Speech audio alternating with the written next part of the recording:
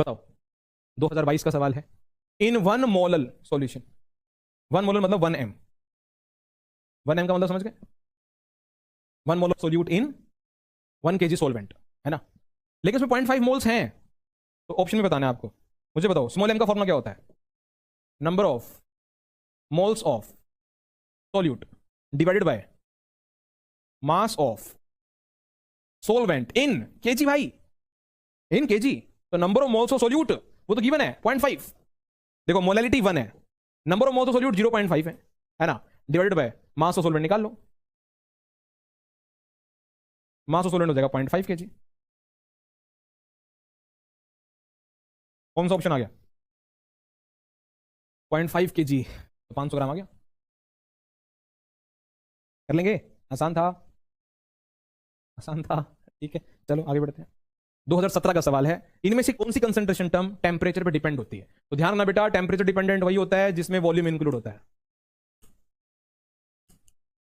because volume of solution changes with the temperature, therefore that concentration term would change which includes volume in its formula। तो molarity में volume होता है तो yes temperature dependent है, mole fraction में volume नहीं होता तो टेम्परेचर डिपेंडेंट नहीं है, मास परसेंटेज में वॉल्यूम नहीं होता तो ये भी टेम्परेचर डिपेंडेंट नहीं है, मोलैलिटी में भी वॉल्यूम नहीं होता वो भी टेम्परेचर डिपेंडेंट नहीं है। टेम्परेचर डिपेंडेंट होता है जिसमें वॉल्यूम होता है, because volume of solution changes with change in temperature. जैसे नॉर्मेलिटी अगर ऑप्शन में होता तो वो भी आंसर होता, वॉल्यूम परसेंटेज होता तो वो भी आंसर होता, मास बाय वॉल्यूम परसेंटेज होता तो वो भी आंसर में होता, पीपीएम बाय वॉल्यूम होता तो वो भी आंसर में होता। जिसकी कंसंट्रेशन टर्म में वॉल्यूम फॉर्मूले के अंदर है वही टेम्परेचर पे डिपेंड करता है। बोलिए आगे बढ़ो।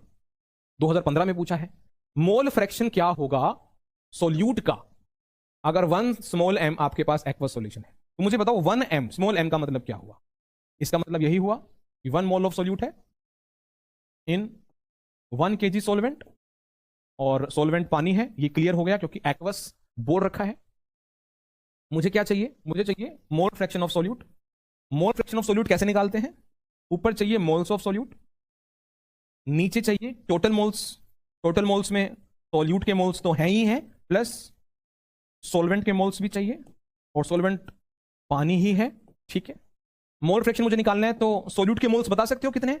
सोल्यूट के मोल्स कितने हैं? 1 मोल, या गया 1 नीचे, फिर 1 प्लस सोलवेंट के मोल्स। अब सोलवेंट का तो मास गिवन है, मोल कैसे बताओगे?